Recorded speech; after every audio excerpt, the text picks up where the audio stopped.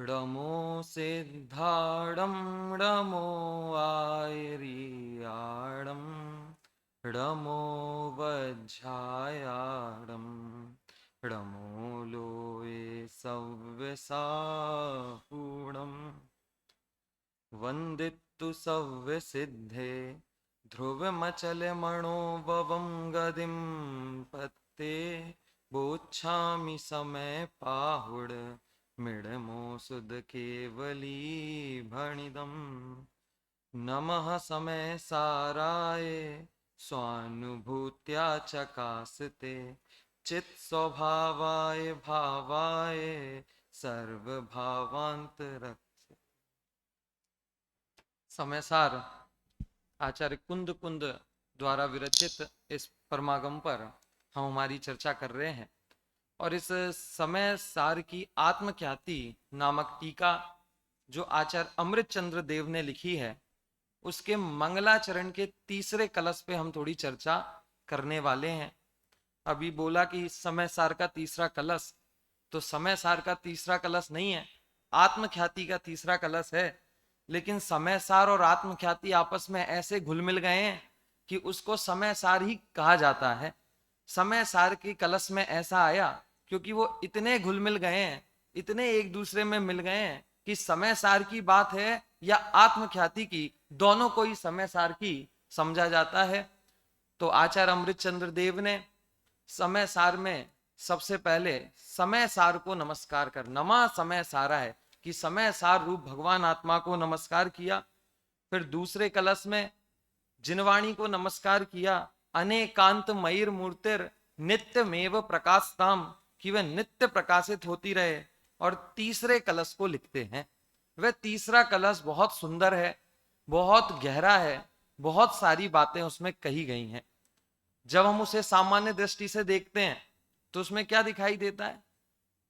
जब हम उसे सामान्य दृष्टि से देखते हैं तो ऐसा लगता है कि आचार्य प्रतिज्ञा कर रहे हैं कि क्या काम करेंगे, और गहराई से देखो तो ऐसा लगता है कि उद्देश्य बता रहे हैं कि समय सार की व्याख्या का उद्देश्य क्या है, और अच्छे से देखो तो ऐसा लगता है कि आचार्य अपना परिचय दे रहे हैं।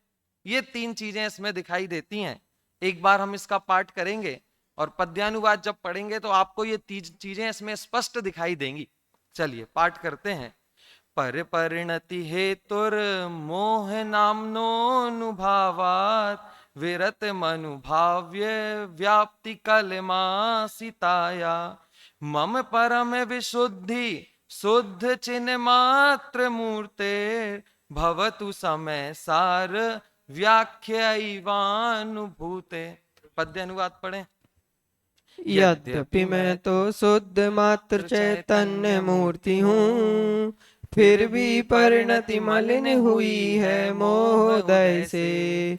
परम विशुद्धि को पावे वह परिणति मेरी, समय सार की आत्मख्याति नामक व्याख्या से। देखो इतना सुंदर कलश है और उसका इतना सुंदर पद्यानुवाद।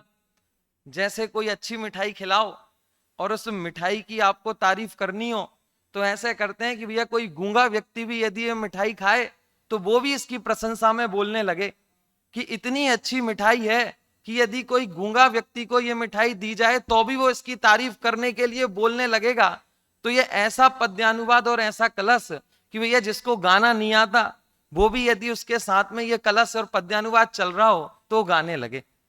देखो कुछ कलश ऐसे हैं जो कलश ही इतने सुंदर हैं जिनको गाने में मजा आ जाए, और कुछ पद्यानुवाद ऐसे हैं जिनके पद्यानुवाद के कारण वो कलश के रहस्य उद्घाटित हो जाता है। इसका पद्यानुवाद ऐसा ही है।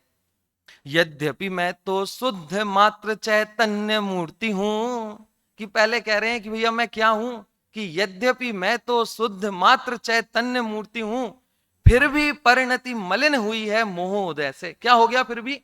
कि फिर भी थोड़ी सी परिणति मलिन हो गई है। परम विशुद्धि को पावे वह परिणति मेरी, क्या हो जाए कि परम विशुद्धि को परिणति वो मेरी पा लेवे, कि जो मलिन हुई है वह परम विशुद्धि को प्राप्त हो जाए। क्या कर रहे हैं उसके लिए? कि समय सार की आत्मख्याति नामक व्याख्या से, कि समय सार की आत्मख्याति नामक व्याख्या से हम उस परिणति को मलिन करना चाहते हैं।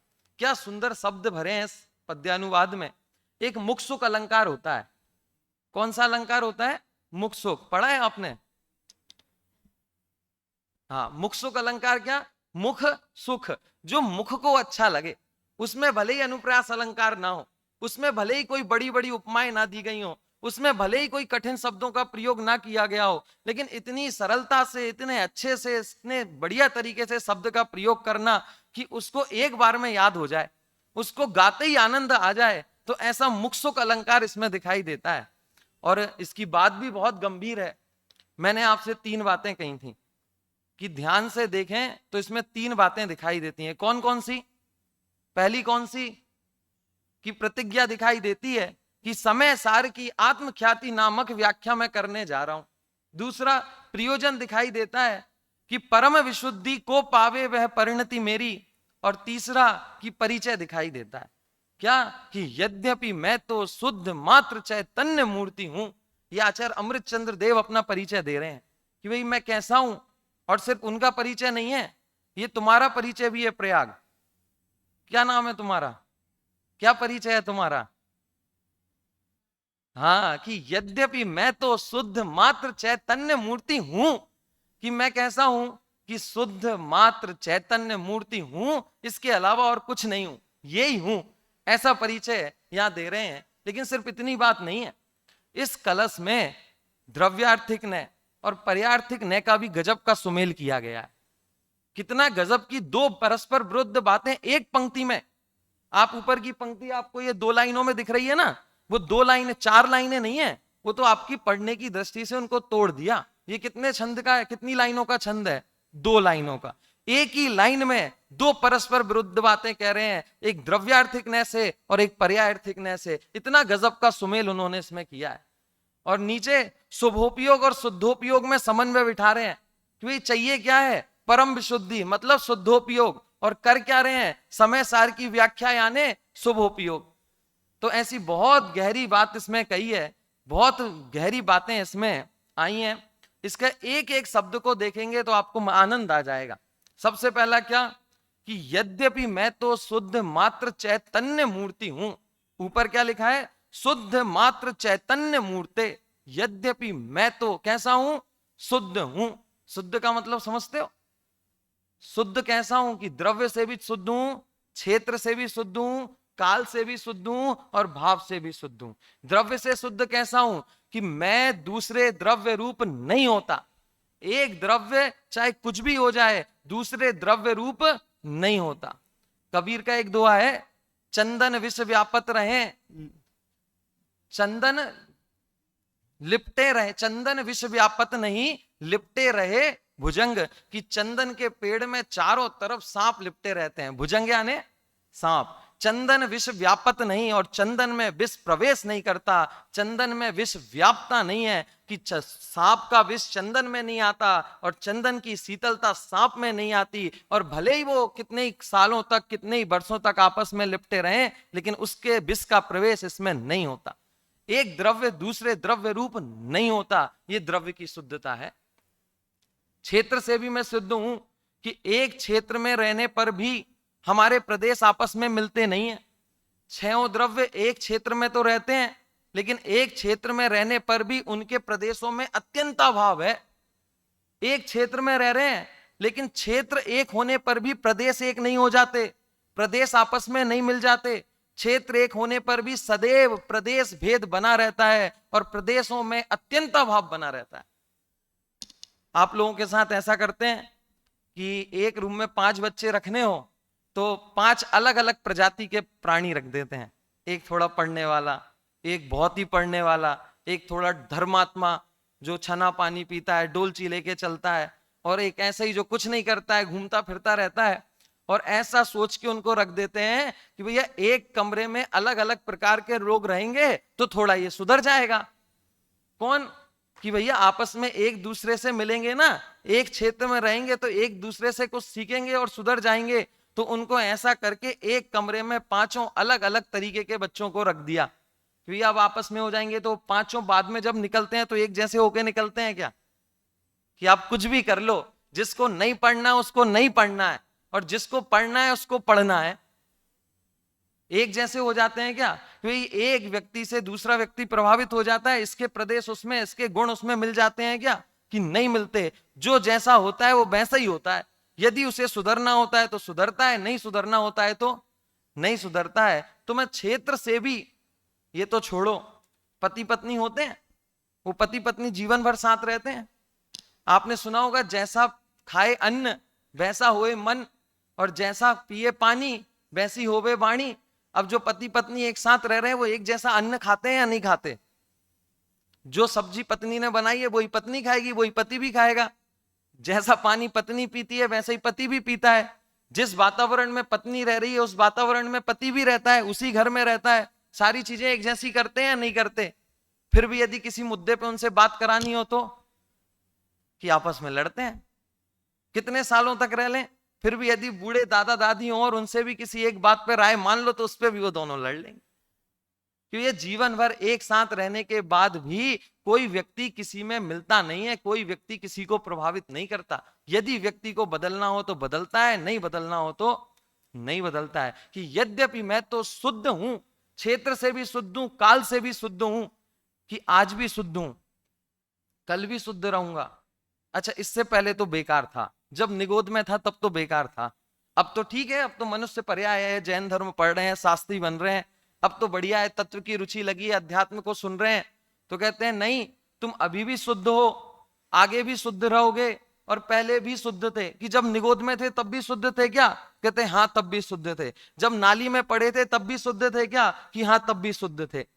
जो निगोद में सो ही मुझ में, सो ही मोक्ष मझार। क्या गजब की बात है कि सिद्ध बनने पर मेरे में कुछ बढ़ता नहीं है, और निगोद में जाने पर मेरे में से कुछ घटता नहीं है। जो चीज जैसी है वैसी रहती है। अगरु लघुत्व गुण पढ़ा था अभी, ये अगरु लघुत्व गुण का चमत्कार है कि निगोद में जाने पर किसी में कुछ कम नहीं होता, और सिद्ध बनने पर जब इतना सारा ज्ञान हो जाए, इतना अनंत सुख हो जाए, अनंत ज्ञान हो जाए, तो भी कुछ बढ़ता नहीं है। और निगोद में जाने पर जब अक्षर के अनंत विभाग ज्ञान रहे तब भी क्या होता है कि कुछ घटता नहीं है। मैं तो शुद्ध हूं, तो शुद्ध हूं, त्रिकाल शुद्ध हूं, भाव से भी मैं शुद्ध हूं। कि पर द्रव्य का तो मेरे में प्रवेश है ही नहीं, पर भाव का तो मेरे में प्रवेश है ही नहीं, पर द्रव्य के निमित्त से होने वाले अपने विकारी भाव भी मेरे नहीं है, उनसे भी मैं भिन्न हूं। पर द्रव्य से तो भिन्न हुई, पर भाव से तो भिन्न हुई, पर द्रव्य से होने वाले जो अपने विकारी भाव हैं, जो मेरे अंदर जो विकारी भाव चल रहे हैं, आचार्य कह रहे हो तुम उनसे भी भिन्न हो। इससे पहले वाली गाथा में एक प्रत्यगात्मा शब्द का प्रयोग किया। जब हम समय सार पढ़ते थे और आदरणीय शांति जी भाई साहब हमें समय सार पढ़ाते थे, तब उनको यह शब्द बहुत पसंद था, प्रत्यगात्मा। कि जब भी कोई प्रश्न करना हो तो ऐसे खड़े करके बोल देते थे प्रत्यगात्मा का अर्थ बताओ। अब हम जब जब ये समय सार के इस कलश की चर्चा चलती थी तो पक्का ये प्रश्न पूछेंगे और इसकी व्याख्या जरूर करेंगे। तो जब वो ये प्रश्न करते थे तो सब क्लास वालों ने हो गया था कि ये अगर तुम्हें ये प्रत्येक आत्मा का अर्थ आता है तो तुम क्लास में पास हो गए, और प्रत्येक आत्मा का अर्थ नहीं आता तो तुम फेल हो गए। तो हमें लगता था कि जब तक कलश चल रहा है तब तक प्रश्न पूछा जाएगा, लेकिन किस से जब अंतिम मंगलाचरण करते थे तब उस अंतिम मंगलाचरण में भी यही मंगलाचरण करते थे, और जब अंतिम मंगलाचरण करने के लिए खड़े होते थे तब ऐसा लगता था कि अब कोई ना पूछ ले कि प्रत्येक आत्मा का मतलब क्या होता है। क्या मतलब है प्रत्येक आत्मा का? कि मैं पर द्रव्य से, पर भावों से तो भिन्न हुई, लेकिन पर द्रव्य के निमित्त से होने वाले अपने विकारी भावों से भी मैं भिन्न हूं। कि मोह के निमित्त से जो परिणति मलिन हुई है वे पर अर्थात मोह के निमित्त से हुई है, तो मोह के निमित्त से होने वाली परिणति से भी भिन्न होने से मैं कैसा हूं कि मैं शुद्ध हूं। मैं द्रव्य से भी शुद्ध हूं, क्षेत्र से भी शुद्ध हूं, काल से भी शुद्ध हूं, और भाव से भी शुद्ध हूं। और सिर्फ शुद्ध नहीं, शुद्ध मात्र, मात्र शब्द का प्रयोग किया ना, मात्र मतलब तो थोड़ा होता है। क्यों? मात्र मतलब अनुभव, मात्र मतलब क्या होता है? दिव्यम। मात्र मतलब थोड़ा होता है कि मात्र इतना सा दिया, एक कटोरी मात्र हलवा मिलेगा। मात्र यानी थोड़ा होता है। कि ये कह रहे हैं कि मैं तो शुद्ध मात्र हूं, कि बस शुद्ध ही हो क्या तुम? तो कहते हैं मात्र का मतलब थोड़ा होता है। ये किसने कह दिया? मैंने एक चेक देखा, उस पे लिखा था 250 रुपए मात्र। मैंने कहा ठीक है, 250 रुपए तो मात्र ही होते हैं। फिर एक चेक देखा जिसपे लिखा है 1 लाख रुपए मात्र। मैंने कहा 1 लाख भी मात्र होते हैं क्या? हैं? 1 लाख रुपए मात्र होता है? अच्छा, 1 करोड़ रुपए लिखा जाए तो उस चेक में 1 करोड़ रुपए मात्र लिखा जाएगा या नहीं लिखा जाएगा? अब 1 करोड़ किसके लिए मात्र होता है? होता है क्या दिव्यम, दिव्यांश? 1 करोड़ मात्र होता है? अरे मात्र ही लिख रहे हैं ना, मात्र मतलब थोड़ा। कहते हैं अरे मात्र का मतलब थोड़ा नहीं होता, मात्र का मतलब होता है शुद्ध ही हूं। मात्र का मतलब होता है 1 करोड़, मात्र का मतलब है ना तो 1 करोड़ में एक ज्यादा और ना 1 करोड़ में एक कम। आप बैंक वाले से बोलो कि भाई इन्होंने 1 करोड़ का चेक दिया है हमारे लिए, तो 1 रुपए ज्यादा दे दो। वो बोलेगा कैसे दे दो, उससे पूछ के देंगे। आप बोलोगे भाई जो व्यक्ति मुझे 1 करोड़ रुपए दे सकता है मुझे 1 रुपए नहीं देगा क्या? मना करेगा क्या 1 रुपए के लिए? जिसने मुझे 1 करोड़ रुपए दे दिए, मैं उससे कहूं 1 रुपए और दे दे तो मना करेगा क्या? वो तो दे दो आप, तो बैंक वाला दे देगा आपको? नहीं देगा, क्योंकि ये मात्र लिखा है ना। मात्र मतलब कि भाई इससे ना 1 रुपए ज्यादा दूंगा और ना इससे 1 रुपए कम दूंगा, तो मैं शुद्ध मात्र हूं। मेरी शुद्धता ना तो कभी बढ़ती है और ना ही कभी घटती है, त्रिकाल एक जैसी रहती है। इसका मतलब है मैं शुद्ध मात्र हूं। मात्र यानी शुद्ध ही हूं। किसी भी परिस्थिति में, किसी भी समय में, किसी भी क्षेत्र में, किसी भी भाव से युक्त होने पर मैं कैसा हूं? मैं शुद्ध हूं। जब मैं क्रोध कर रहा हूं तब भी मैं कैसा हूं? शुद्ध हूं। जब मैं मान कर रहा हूं तब भी मैं कैसा हूं? शुद्ध हूं। मान करते हुए भी शुद्ध है। और कैसा है? चैतन्य। चैतन्य यानी ज्ञान दर्शन की मूर्ति है। चैतन्य मूर्ति कि ज्ञान दर्शन की क्या है? मूर्ति है। मूर्ति का मतलब समझते हैं? चैतन्य मूर्ति। जैसे वात्सल्य मूर्ति होता है, कोई कोई न्याय मूर्ति होता है, कोई ममता की मूर्ति होता है। कि बड़ी बाई को अपन बोलते हैं वात्सल्य की मूर्ति। वात्सल्य की मूर्ति, सारे बच्चों को उनसे वात्सल्य, इसलिए उनको वात्सल्य की मूर्ति बोलते हैं। तो क्या अभी वो डांटती नहीं है क्या? कि हमेशा ही वात्सल्य करती रहती है? कि डांटती भी है।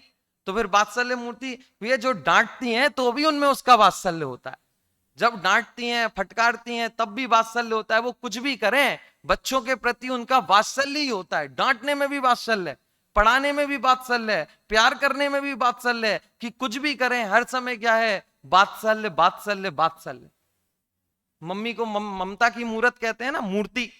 कि ममता की मूर्ति है। क्यों? क्योंकि उसकी हर क्रिया में ममता दिखाई देती है। जब बच्चे को पापा मारे तो बच्चा क्या कह के चिल्लाता है? क्या कह के रोता है? कि मम्मी बचा लो। जब भैया मारे तो क्या कह के रोता है? कि मम्मी बचा लो। और जब मम्मी मारे तो क्या कह के रोता है? कि पापा बचा लो। बताओ प्रयाग, जब तुम्हें मम्मी मारती होंगी पटक पटक के, नहीं मारती, डांटती होंगी, हैं?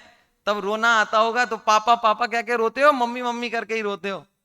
कि बच्चा मम्मी करके रोता है कि मम्मी बचा लो। अरे मार कौन रहा है? कि मम्मी मार रही है। और मम्मी मार रही है और वो रो रहा है कि मम्मी बचा लो, मम्मी बचा लो, मम्मी बचा लो। मम्मी तो मार रही है कि नहीं, फिर भी उसे लगता है कि ये मम्मी जो मार रही है वो मम्मी नहीं है, इसके अंदर मम्मी बैठी है। और मम्मी मम्मी चिल्लाऊंगा तो अंदर की ममता बाहर आएगी। कि जब बच्चे को मम्मी डांट रही होती है तो उसमें डांट होती है या ममता होती है? कि ममता होती है। इसलिए तो ममता की मूर्त है कि डांटे पीटे, गुस्सा करे, घर से बाहर निकल जा, गधा है, तेरे जैसे बच्चे होने ही नहीं चाहिए, पढ़ता लिखता ही नहीं है, कुछ काम का नहीं है, तेरे से अच्छे तो दूसरे के बच्चे हैं। फिर भी ये सब बोलने पे भी क्या दिखाई दे रहा है? स्वयं को, स्वयं नाम है चिद्रूप। चिद्रूप को ऐसा लग रहा है ये तो सारी बातें सही सही कैसे पता चल गई इनको। हाँ, कि मम्मी सब सारी चीजें करें फिर भी उनमें ममता तो है ही ना, अंदर तो ममता है। इसलिए क्या कह रहे हैं? कि ममता की मूर्त। ऐसे ही इस आत्मा को क्या कह रहे हैं? कि चैतन्य मूर्ति, कि चैतन्य की मूर्ति है। कि ये किसी भी चीज में हो, इसकी परिणति मलिन हो, ये राग कर रहा हो, ये दोष कर रहा हो, ये मिथ्यात्व कर रहा है, ये क्रोध कर रहा हो, ये मान कर रहा हो, ये माया कर रहा हो, ये लोभ कर रहा हो, ये सब करते हुए भी ये कैसा है? ये चैतन्य मूर्ति है। लघु जैन सिद्धांत प्रवेशिका के मंगलाचरण याद है दिव्यम? कौन सा वाला? हाँ, आत्मा ज्ञानम स्वयं ज्ञानम ज्ञानदन्यत करोति किम पर भावस्य कर्तात्मा मोहो यम व्यवहारिणाम। कि भैया पर भावों का कर्ता आत्मा होता है, ये तो व्यवहारी जनों का मोह बोलता है। आत्मा तो सिर्फ ज्ञान है, ज्ञान आत्मा ज्ञानम स्वयं ज्ञान रूप है, और ज्ञान के अलावा कुछ नहीं करता, अर्थात चैतन्य के अलावा वो कुछ नहीं करता। इसलिए वो कैसा है कि चैतन्य मूर्ति है। ये तो आचार्य ने अपना परिचय दिया, क्या कि यद्यपि मैं तो शुद्ध मात्र चैतन्य मूर्ति हूं, कि ऐसा हूं मैं कि शुद्ध हूं, मात्र हूं और चैतन्य मूर्ति हूं, फिर भी क्या हो गया, फिर भी परिणति मलिन हुई है मोह उदय से, कि फिर भी मेरी परिणति थोड़ी मोह के उदय से मलिन हो गई है। कितनी सहजता से आचार्य बात कह रहे हैं। कौन है वो? आचार्य परमेष्ठी हैं। आचार्य परमेष्ठी ये बात कह रहे हैं, फिर भी परिणति मलिन हुई है मोह उदय से। ये बहुत बड़ी बात नहीं लगती कि यद्यपि मैं ऐसा हूं फिर भी मेरे में मलिनता है, फिर भी मैं मलिन हूं, फिर भी मैं रागी हूं, राग द्वेष है मेरे में, फिर भी मुझे राग आ जाता है, कि फिर भी मेरी परिणति मलिन हो जाती है। आप कभी प्रवचन में ना हो और शाम को प्रवचन से पहले घोषणा कर दी जाए कि भैया आप लोग रुकोगे, आपकी मीटिंग है, और आपको पता है कि सुबह के जिनवाणी चैनल में नहीं आए थे, दोपहर के युगल जी के प्रवचन में नहीं आए थे, फिर अखिल भैया के प्रवचन में नहीं आए थे, और उसके बाद गोष्ठी में भी आधे में आए थे, और अब शाम को मीटिंग है और शाम का प्रवचन चल रहा है। अब आपके प्रवचन में क्या चल रहा है?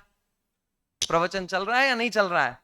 कि प्रवचन नहीं चल रहा है, प्रवचन के टाइम पे इसका चल रहा है कि अब ये मीटिंग में बहाना क्या बनाए,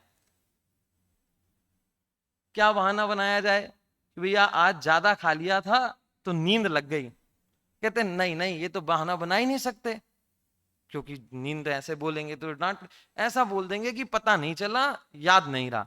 ये भी नहीं बोल सकते रह तो यहीं रहे हैं, यहां से तो जोर जोर से आवाज अंदर जा रही है, कि वो भी नहीं। तो बेचारा पूरे प्रवचन ये सोच रहा है कि मीटिंग होएगी और मीटिंग में मैं क्या कहूंगा क्या नहीं कहूंगा। तो गलती बड़ी है क्या?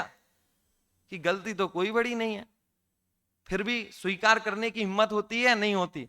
अच्छा, आप ऐसा नहीं बोल सकते यद्यपि मैं तो सारे प्रवचनों को सुनना चाहता हूं, यद्यपि मैं तो पूरी ईमानदारी से सारे कार्यक्रम में बैठना चाहता हूं, यद्यपि मैं तो पूरी ईमानदारी से शास्त्री करना चाहता हूं, यद्यपि मैं तो पूरी ईमानदारी से जिनवाणी को अपने हृदय में उतारना चाहता हूं, फिर भी मेरी आंख लग जाती है, फिर भी मुझे आलस आ जाता है, फिर भी, ऐसा बोल सकते हो या नहीं बोल सकते? बताओ कौन कौन ऐसा मीटिंग में बोल सकता है? नहीं बोल सकते ना। आचार्य कुंद कुंद कह रहे, अमृत चंद आचार्य कह रहे हैं, और आप नहीं कह सकते। अमृत चंद आचार्य लिख रहे हैं कि फिर भी मेरी परिणति मलिन हुई है मोह उदय से, लेकिन आप ये बात नहीं कह सकते। अच्छा, कोई बच्चा ऐसा जाए, जैसे जिन कुमार जी के पास बच्चे जाते हैं कि भाई साहब बहुत सारे कार्यक्रम अटेंड कर लिए सुबह से, अब थोड़े से क्या है तबीयत सी खराब हो रही है, थकान हो रही है, तो एक प्रवचन छोड़ दूं क्या? तो क्या करते हैं कि भाई ठीक है भाई, अब तबीयत खराब हो रही है तो छोड़ दे। इसका मतलब ये अत्याचार तो वो तो नहीं है ना, गुनाह एक प्रवचन छोड़ देना, कि कोई गुनाह नहीं है। आप एक प्रवचन छोड़ दोगे तो आपको निकाल दिया जाएगा क्या? कि नहीं निकाल दिया जाएगा। आप एक प्रवचन छोड़ दोगे तो आपका खाना बंद कर दिया जाएगा क्या? कि नहीं कर दिया जाएगा। जब आपको पता है कि उस प्रवचन छोड़ने से ना तो पिटाई पड़ेगी ना कुछ बंद होगा, बस थोड़ी सी डांट पड़ेगी, उस डांट के डर से भी आप सच नहीं बोलते। और अमृत चंद आचार्य यहां कह रहे हैं कि फिर भी परिणति मलिन हुई है मोह उदय से, कि थोड़ी सी भी हमें बातें स्वीकार नहीं होती। और यहां पर इतनी बड़ी बात, इतनी खुले होकर शास्त्र में लिखकर ये बात कह रहे हैं कि फिर भी परिणति मलिन हुई है मोह उदय से। और क्या मलिनता हुई है परिणति में? क्या मलिनता हुई है? कि बहुत सारी हिंसा, झूठ कर दिया, चोरी कर दी, कि नहीं ये तो नहीं किया, ये तो मुनिराज है ना, आचार्य परमेष्ठी है, ये तो 5 पाप तो होंगे नहीं। क्या मलिनता हो गई है? कि शुभ भाव हो रहा है, काय का शुभ भाव हो रहा है, कि ग्रंथ लिखने का शुभ भाव हो रहा है, कि यही मलिनता है। क्या मलिनता है? कि ये जिनवाणी को लिखने का भाव आ रहा है, ये 28 मूल गुणों के पालन का भाव आ रहा है, ये जो शुभोपयोग का भाव आ रहा है, इसको ही क्या कह रहे हैं कि ये मलिनता है। ये मलिनता भी कोई मलिनता है क्या? ये तो अच्छी बात है। जब यहां आए और कनिष्ठ वरिष्ठ में थे तब ऐसा सुनने मिलता था कि जो समय सार ग्रंथ की रचना आचार्य कुंद कुंद ने की, वो तीव्र कसाय में की है। तीव्र कसाय में ग्रंथों की रचना होती है क्या? भाई तीव्र कसाय मतलब संजुलन की तीव्र कसाय है। वो संजुलन की तीव्र कसाय कैसी? कि पानी में लाइन खींचो, उंगली डालो, और जितनी देर तक वो पानी में हलचल रहती है, जितनी देर तक वो लाइन बनी रहती है, उतनी देर की होती है कि तुरंत नष्ट होती है। कोई मलिनता है क्या ये कि भैया ये तो उत्कृष्ट शुभ भाव है। उस उत्कृष्ट शुद्ध भाव को भी वो क्या कह रहे हैं कि पर फिर भी मेरी परिणति क्या हो गई है, मलिन हो गई है। और परम विशुद्धि को पावे वह परिणति मेरी। बोलो विशुद्धि। क्या कह रहे हैं कि परम विशुद्धि को पावे, कि उन्हें विशुद्धि नहीं चाहिए, कि विशुद्ध परिणति तो उनकी है ही, अब उन्हें कौन सी परिणति चाहिए कि परम विशुद्धि को पावे वह परिणति मेरी। परम विशुद्धि मतलब कि शुद्धोपयोग। परम विशुद्धि मतलब कि उस शुद्धोपयोग को मेरी परिणति क्या कर ले, कि अब उस शुद्धोपयोग को मेरी परिणति प्राप्त कर ले। देखो दो चीजें एक साथ हैं। यद्यपि मैं तो शुद्ध मात्र चैतन्य मूर्ति हूं और फिर भी परिणति मलिन हुई है मोह उदय से। दोनों विरुद्ध बातें एक जगह हो रही हैं। कैसे हो रही हैं? दोनों विपरीत बातें हैं ना। या तो मैं शुद्ध हूं या तो मैं मलिन हूं, दोनों एक साथ कैसे हो सकता हूं? कहते हो सकते हैं। जब आप डॉक्टर के पास दिखाने जाओ और आपको लग रहा है कि आपको पीलिया हो गया है, डेंगू हो गया है, और आप डॉक्टर के पास गए और उसने टेस्ट किए, चेकअप किया, सारी इलाज कर दिया, चेकअप कर लिया, और जब आपसे चेकअप करने का बात कहा कि भैया आपको कुछ नहीं हुआ है, क्या बोलता है कि भैया आपको कुछ नहीं हुआ है। और इतना बोलने के बाद फिर वो 2 दवाई आगे रखता है कि बस ये 2 दवाई ले लेना। तो कुछ नहीं हुआ तो दवाई क्यों लेनी है, और दवाई लेनी है तो कुछ नहीं हुआ ऐसा क्यों कह रहे हो? कहते ऐसा कुछ बहुत बड़ा नहीं हुआ है कि डॉक्टर के पास जाना पड़े, भर्ती होना पड़े, चिंता करनी पड़े, टेंशन लेना पड़े, सावधानी रखनी पड़े, परहेज करना पड़े, ऐसा कुछ नहीं हुआ है। पर ये 2 दवाई ले लेना। क्यों? क्योंकि जो थोड़ी सी बीमारी हुई है, बुखार मुखार हुआ है, ये थोड़ा बहुत सही हो जाए। तो कुछ हुआ है या नहीं हुआ है? कि कुछ नहीं हुआ है। कुछ नहीं होकर भी कुछ हुआ है या नहीं हुआ है? कि कुछ हुआ भी है। एक ही व्यक्ति शत्रु भी हो सकता है, मित्र भी हो सकता है या नहीं हो सकता? कि एक व्यक्ति है मेरा मित्र है और दूसरे का शत्रु है, उसमें मित्रता भी पल रही है और शत्रुता भी पल रही है। यही तो अनेकांत है कि वस्तु नित्य भी है और अनित्य भी है। वस्तु एक समय में शुद्ध भी है और अशुद्ध भी है। द्रव्यार्थिक न से वो शुद्ध है और पर्याय नैतिक न से देख रहे हैं तो उसमें आचार्य को मलिनता दिखाई दे रही है और उस मलिनता को दूर करना चाहते हैं। और देखो पक्षपात नहीं है उनको निश्चय का। कह रहे हैं कि यद्यपि मैं तो शुद्ध मात्र हूं। तो यहां पे दृढ़ता दे रहे हैं मात्र शब्द से। चैतन्य मूर्ति की चैतन्य की मूर्ति हूं, ऐसा हूं मैं। कितना हूं? 100% ऐसा हूं, ऐसा ही हूं। फिर भी परिणति मलिन हुई है। किससे? कि मोह उदय से परिणति मलिन हुई है। तो मैं शुद्ध हूं और मोह उदय से परिणति मलिन हुई तो द्रव्यार्थिक नय को मुख्य करके पर्यायार्थिक नय को ऐसे ही ले रहे होंगे कि नहीं परिणति मलिन हुई है तो होने दो। कहते हैं नहीं, उस परिणति की मलिनता का भी उपाय कर रहे हैं कि परम विशुद्धि को पावे वह परिणति मेरी। कि द्रव्यानियों के शुद्ध हूं, इस बात को भी मात्र शब्द कह के दृढ़ कर रहे हैं कि शुद्ध मात्र हूं। और मलिनता को भी हल्के में नहीं ले रहे, मलिनता को भी दूर करने के लिए कह रहे हैं कि परम विशुद्धि को पावे वह परिणति मेरी, समय सार की आत्मख्याति नामक व्याख्या से। और समय सार की आत्मख्याति नामक व्याख्या से उसको दूर करना चाहते हैं। किसको? तो जो शुभ भाव रूप परिणति मलिन हो रही है ना, जो ग्रंथ लिखने के लिए परिणति मलिन हो रही है, उसको ग्रंथ लिखकर ही दूर करना चाह रहे हैं। तो जिस भाव को आप मलिनता कह रहे हो उसको ही पूरा करके उसकी मलिनता दूर कैसे होगी? ऐसा होता है क्या? किसी चीज से बचने के लिए वही काम किया जाता है क्या? कहते किया जाता है ना। दवाई खानी हो तो दवाई ना खानी पड़े, दवाई को छोड़ने के लिए दवाई खाई जाती है या नहीं खाई जाती है? आप डॉक्टर के पास गए, आपकी तबीयत खराब है और उसने 6 दिन की दवाई आपको लिख दी। आपने कहा नहीं मैं दवाई नहीं खा सकता, कि मुझे दवाई नहीं खानी। वो डॉक्टर कहता है भाई दवाई खा ले, फिर दवाई नहीं खानी पड़ेगी। ये चाहता क्या है? कि मुझे दवाई ना खानी पड़े। फिर डॉक्टर क्या कहता है कि भाई 6 दिन ये दवाई खा लो, फिर दवाई नहीं खानी पड़ेगी, और 6 दिन ये दवाई नहीं खाई तो हमेशा दवाई खानी पड़ेगी। अब वो डॉक्टर की बात मान के 6 दिन दवाई खाता है, तो दवाई किस लिए खा रहा है? कि दवाई छोड़ने के लिए दवाई खा रहा है।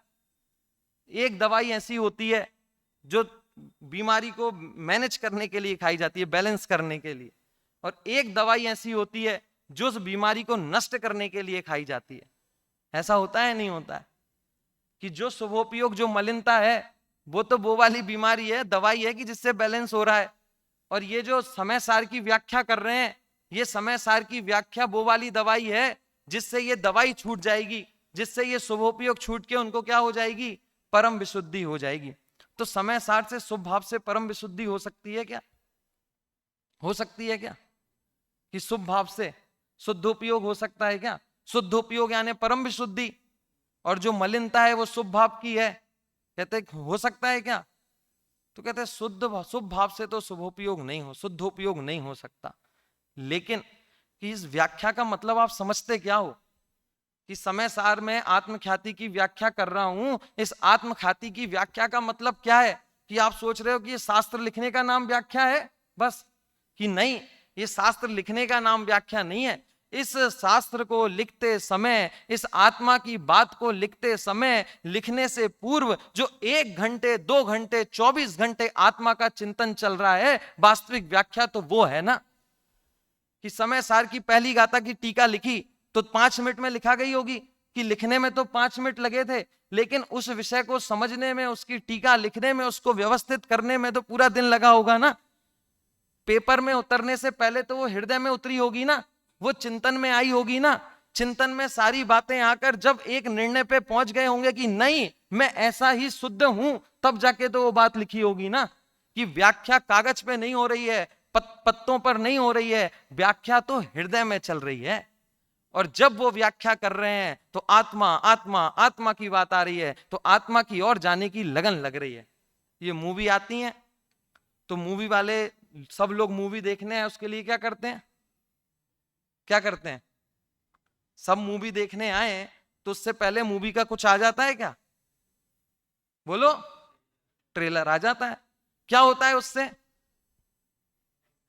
हाँ, कि भाई मूवी तो 3 महीने बाद आएगी, लेकिन मूवी के आने से 3 महीने पहले उसका ट्रेलर आ जाता है, जिसमें वो मूवी की पूरी कहानी और क्या क्या उसमें अच्छी चीजें, वो सारी चीजें दिखा देते हैं। उसके बाद क्या होता है कि 50% लोग तो ट्रेलर देखने के बाद ही निर्णय कर लेते हैं भैया इस दिन तो मूवी देखने जाना ही है या नहीं। और किसी को मूवी देखने जाना है नहीं जाना है, किसी से बोला ये वाली मूवी देखने चलो, वो पहले क्या बोलता है, एक बार ट्रेलर देख लूं। ट्रेलर देखने के बाद क्या, अब उसकी रुचि लग जाती है उसको। तो ये जो शुद्धोपयोग की मूवी है, उसको समय सार की व्याख्या करते समय उसका चिंतन चल रहा है, वो धारा दिमाग में चल रही है, और उस धारा से, उस विचार से आत्मा की रुचि लग रही है। जैसे खीर बनी हो भोजनालय में, खीर तो छोड़ो, टमाटर की सब्जी बनी हो, टमाटर की सब्जी भोजनालय में बनी हो, और आप सबका खाना हो गया हो, और टमाटर की सब्जी आने वाली हो, तो बैठ जाते हो या नहीं बैठ जाते? कि थोड़ी देर और बैठ जाएंगे, भूख नहीं लगी तो 2 रोटी और खा लेंगे, उतनी जगह रख लेते हैं, थोड़ा इधर उधर हिला के पेट में उतनी जगह बन जाती है कि 2 रोटी खा ली जाए। और जब वो टमाटर की सब्जी आ रही होती है, तब वो अंदर से गोपाल जी लेके आ रहे होते हैं वो डोलची, तब वो देखता है, और फिर बगल वाले को देखता है कि 1 कटोरी में दे रहे हैं या 2-2 कटोरियों में दे रहे हैं। देखते हो या नहीं देखते? कि सिर्फ 1 बार मिल रही है, 2-2 बार, कितनी भी ले सकते हैं, थोड़ी सी ले सकते हैं। और फिर वो जैसे ही जब उसको देखता है, तो जितनी जितनी वो दिखती है, जितनी जितनी उसकी खुशबू आती है, उसको खाने का मन उतना बढ़ता जाता है या नहीं बढ़ता जाता है? कि उसको खाने का उतना मन करता रहता है। कि हलवा बन रहा है किचन में और खुशबू हॉल तक आ रही है, तो खुशबू आते आते खुशबू सूंघ सूंघ के इच्छा हो जाती है ना हलवा खाने की, कि हो जाएगी इच्छा, तो खुशबू सूंघ के खाने की इच्छा हो जाती है। तो इस समय सार की व्याख्या करते हुए अमृत चंद आचार्य को परम विशुद्धि का कारण कह रहे हैं। देखो, अमृत चंद आचार्य ने तो बहुत चीजों की व्याख्या की, लेकिन परम विशुद्धि के कारण ये लिख रहा हूं, ये सिर्फ यहीं लिखा, प्रवचन सार में भी लिखा।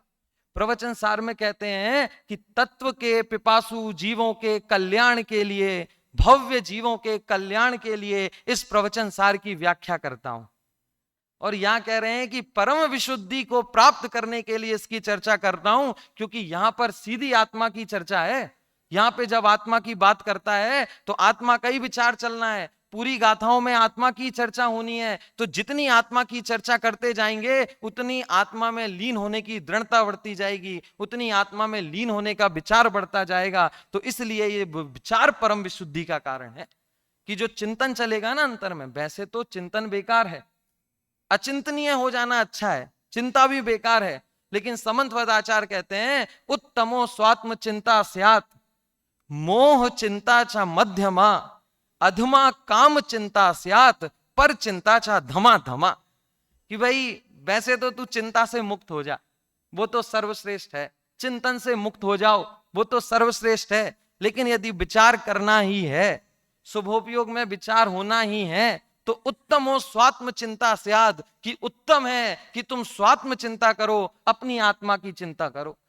उत्तमो स्यात्म चिंता स्यात् मोह चिंता सा मध्यमा, और मोह की चिंता मध्यमा है। अधमा काम चिंता स्यात्, और काम की चिंता करना तो अधमा है, और पर चिंता चा धमा धमा, और पर द्रव्यों की परों की चिंता करना कैसा है, अधमा से भी अधमा है, बेकार से भी बेकार है। तो जब तक शुभोपयोग शुद्धोपयोग में नहीं जा रहे, परम विशुद्धि नहीं हो रही, तब तक इस समय सार की व्याख्या कर रहे हैं और समय सार को पढ़ रहे हैं, समय सार को लिख रहे हैं। देखो अमृत चंद आचार्य जब इस समय सार की व्याख्या कर रहे हैं, तब ऐसा विचार नहीं कर रहे कि मेरा समय बर्बाद हो जाएगा, इसको कौन पढ़ेगा, इसको कोई सदुपयोग होगा या नहीं होगा। कुंद आचार्य ने 84 पहुड़ लिखे, हमें कितने उपलब्ध हैं कि 5 परमागम, बाकी का क्या हुआ, क्या हुआ कि कहीं गुफा में रखे होंगे सुरक्षित, क्या हुआ होगा, बोलो बाकी का क्या हुआ, कहां गए वो, कि सब नष्ट हो गए, सब जल गए, कुछ बकरियां खा गई होंगी, कुछ नदी में बह गए होंगे, कुछ आग में जल गए होंगे, कुछ बारिश में गल गए होंगे। ये सारी चीजें होने पर भी अगर कुंद आचार्य ऐसा सोच लेते कि भैया ये सड़ जाएंगे, गल जाएंगे, नदी में बह जाएंगे, इसलिए इनको लिखना बंद कर देते हैं, तो ये जो 84 में से 5 मिले हैं, ये भी नहीं मिलते। कि 84 में से कितने मिले, कि 5 परमागम मिले, अष्टपाउड़ और 4, 12 ही तो मिले हैं 84 में से, कि 84 लिखने के लिए 12, और कोई थोड़ा साहित्य छपा दे, साहित्य का प्रकाशन कर दे, और 2-4 कृतियां उसमें बेकार चली जाएं, इधर उधर पड़ी मिल जाए, तो हमें क्या विचार आता है कि साहित्य का प्रकाशन बंद कर देना चाहिए, कि किताबें बहुत हो गई। अब किताब एक ग्रुप पे आया कि कुछ किताबें पड़ी हुई थी जमीन पे, उसमें 2-4 किताबें अपने यहां से प्रकाशित थी, तो किसी शुभ चिंतक ने डाल दिया ग्रुप पे कि भाई आप किताबों का प्रकाशन बंद कर देना चाहिए, बहुत सारी हो गई हैं, बहुत सारी हो गई। अरे कुंद आचार्य ने 84 लिखे थे, उसमें से 12 बचे, अपन ने अगर 45 लाख छाप ली, उसमें से अगर 2-3 चली भी गई तो क्या हो गया, उनकी तो 84 में से 12 ही बची थी, इतनी सारे चले गए थे, लेकिन फिर भी लिखा ना समय सार को। इस समय सार की व्याख्या से वो क्या चाह रहे हैं कि परम विशुद्धि को पावे वह परिणति मेरी, कि परम विशुद्धि को हो जाए, चाहते नहीं है समय सार की व्याख्या, लेकिन अभी शुभोपयोग है ना, मलिनता आई है ना, तो इस मलिनता को दूर करने के लिए चाह रहे हैं कि मैं शुद्ध इस समय सार की व्याख्या करूं और परम विशुद्धि हो जाए, तो परम विशुद्धि में मैं क्या हो जाऊं, कि मैं चला जाऊं। देखो ये समय सार की व्याख्या तो कर रहे हैं, लेकिन उपादेय बुद्धि से नहीं कर रहे हैं। चाह किसे रहे हैं, कि चाह तो परम विशुद्धि को रहे हैं, लेकिन कर क्या रहे हैं, कि व्याख्या कर रहे हैं। तो व्याख्या करने में मजा आ रहा होगा, व्याख्या को उपादेय मान रहे होंगे कि नहीं, व्याख्या को इस मलिनता को हे मान रहे हैं और परम विशुद्धि चाह रहे हैं, फिर भी व्याख्या कर रहे हैं। ऐसा कहीं होता है क्या, किसी चीज को हे माने और उसी चीज को करें, ऐसा होता है क्या, कि नहीं, ऐसा तो कहीं नहीं होता। अरे होता है, हम जो दवाई खाते हैं वो बुद्धिपूर्वक उपादेय बुद्धि से खाते हैं, हे बुद्धि से खाते हैं। दवाई खानी हो, किसी की 4 दवाइयां हो, अब वो 4 दवाई खाता है, तो 4 दवाई खाने से पहले डॉक्टर ने कह रखा है उससे, क्या कह रहा है, क्या नाम है, सम्यक सिद्धम, ये कह रखा है कि दवाई को खाने से पहले आपको 1 घंटे तक कुछ नहीं खाना। तो अब बताओ वो दवाई के पहले 1 घंटे तक कुछ खाता है या नहीं खाता है, कि कुछ नहीं खाता है। डॉक्टर ने कह रहा है जब तक ये दवाई चलेगी अचार नहीं खा सकते, तला हुआ पापड़ नहीं खा सकते, मिठाई नहीं खा सकते, तो वो आदमी उन चीजों को छोड़ता है या नहीं छोड़ता है, छोड़ता है। इसका मतलब उसने पापड़, दवाई के लिए पापड़ छोड़ दिया, तो उसको दवाई पापड़ से ज्यादा अच्छी लगती होगी। मिठाई, दवाई के लिए मिठाई छोड़ दी, तो उसको मिठाई दवाई से ज्यादा अच्छी लगती होगी, दवाई मिठाई से ज्यादा अच्छी लगती होगी। लगती है क्या, कि नहीं लगती, कि मिठाई अच्छी लगती है। आपको बोलें कि करेले की सब्जी ले लो और खीर ले लो, आप क्या लोगे, तो या खीर लेंगे। अब कोई करेले की सब्जी ले ले, इसका मतलब क्या है कि उसको खीर से ज्यादा करेले की सब्जी अच्छी लग रही है, तभी तो ले रहा है ना। तो आपने मिठाई खानी, दवाई खानी है और मीठा बंद है, तो मीठा नहीं खाया किस लिए कि दवाई खानी है। तो मिठाई से ज्यादा पसंद है क्या दवाई, कि नहीं पसंद है। तो परम विशुद्धि चाहिए, और शुभोपयोग कर रहे हैं, शास्त्र को लेखन कर रहे हैं, तो परम विशुद्धि से ये ज्यादा अच्छा लग रहा होगा कि नहीं, चाहिए तो वही है, लेकिन फिर भी हम क्या कर रहे हैं, उसको प्राप्त करने के लिए कर रहे हैं कि ये दवाई ना खानी पड़े, इसलिए दवाई खा रहे हैं। ये बीमारी दूर हो जावे, ये बीमारी नष्ट हो जावे, इसलिए क्या कर रहे हैं, ये दवाई खा रहे हैं। एक बार एक बच्चा गया, मैं भी दादा के पास बैठा हुआ था, और वो बच्चा आया और उसने दादा से बोला, दादा दवाई खा रहे थे, दादा ने 4 दवाई ली और ऐसे खा ली। अब वो बच्चा बोल रहा है कि दादा आप दवाई कैसे खा लेते हो इतनी सारी, आपको दवाई कैसी लगती है। तो दादा बोले, दवाई दवाई जैसी लगती है। कैसी लगती है, कड़वी लगती होगी, कि नहीं कड़वी कहां लगती है, दवाई तो दवाई जैसी लगती है। दवाई को दवाई समझ के खा रहे हैं, ना उसमें राग कर रहे हैं, ना उसमें द्वेष कर रहे हैं। अगर दवाई को देश बुद्धि से खाए, अनिच्छा से खाए, तो उस दवाई का असर ही नहीं होता। कि दवाई खाने के लिए डॉक्टर क्या बोलता है, वे श्रद्धा रख के दवाई खाना। यदि बिना विश्वास के इस दवाई को खाओगे तो दवाई का असर भी नहीं होगा। तो रखना तो उसमें श्रद्धा है, बुद्धि पूर्वक इच्छा पूर्वक खाना है, लेकिन अंतरंग में उस दवाई के प्रति क्या चल रही है कि हे बुद्धि चल रही है कि ये छूट जावे। लेकिन जब तक बीमारी दूर नहीं होती तब तक इसको खाता है, इसके लिए लाखों प्रयत्न करता है, 1 महीने की दवाई पहले से रखता है, भारत में ना मिलती हो तो विदेश से मंगा के रखता है, सारी व्यवस्थाएं करता है। नहीं, जो चीज पसंद नहीं है उस चीज के लिए भी इतनी व्यवस्थाएं करता है, जिस चीज को छोड़ना चाहता है उस चीज के लिए भी इतनी व्यवस्थाएं करता है। तो अमृतचंद आचार्य परम विशुद्धि चाहते हैं और परम विशुद्धि के लिए व्याख्या कर रहे हैं। तो व्याख्या करने की जो मलिनता है, उस मलिनता को ही नष्ट करने के लिए वो व्याख्या कर रहे हैं, ताकि ये भी क्या हो जाए, छूट जाए। तो इस प्रकार इस ग्रंथ में उन्होंने अपना परिचय दिया, उसके बाद प्रतिज्ञा भी ली, और द्रव्यार्थिक और पर्यार्थिक न्याय का जो सुमेल था वो भी बिठाया, और शुभोपयोग और शुद्धोपयोग की कहां तक क्या, कि शुभोपयोग शुद्धोपयोग का कारण है या नहीं है, इस बात की भी बहुत सुंदर व्याख्या हमें इसमें देखने को मिल सकती है। देखो यहाँ पे उन्होंने जो बात कही ना अमृतचंद आचार्य ने, कि परम विशुद्धि का कारण, इसको आप ऐसे भी लो कि जो व्याख्या कर रहे हैं वो परम विशुद्धि के लिए कर रहे हैं। किसके लिए कर रहे हैं, कि परम विशुद्धि के लिए, वाद विवाद के लिए नहीं कर रहे हैं। एक मनीष जी की किताब है ना, समयसार कांटों की डगर पे, कि समयसार में ऐसे अनेक स्थल हैं जिसपे कांटों की डगर, कि भाई चलना मुश्किल है, वाद विवाद की स्थिति पड़ती है। तो आचार्य अमृतचंद कह रहे हैं कि भैया ये समयसार तो परम विशुद्धि का कारण है, ये वाद विवाद का कारण नहीं है। जब भी मनीष जी की वो बात सुनो कि समयसार कांटों की डगर ऐसा दिखता है, तो ऐसा विचार आता है कि यदि ये समयसार कांटों की डगर है, तो जो अनुशीलन है ये वे पादुकाएं हैं जिसके माध्यम से आप उस कांटों की डगर पे चल सकते हो।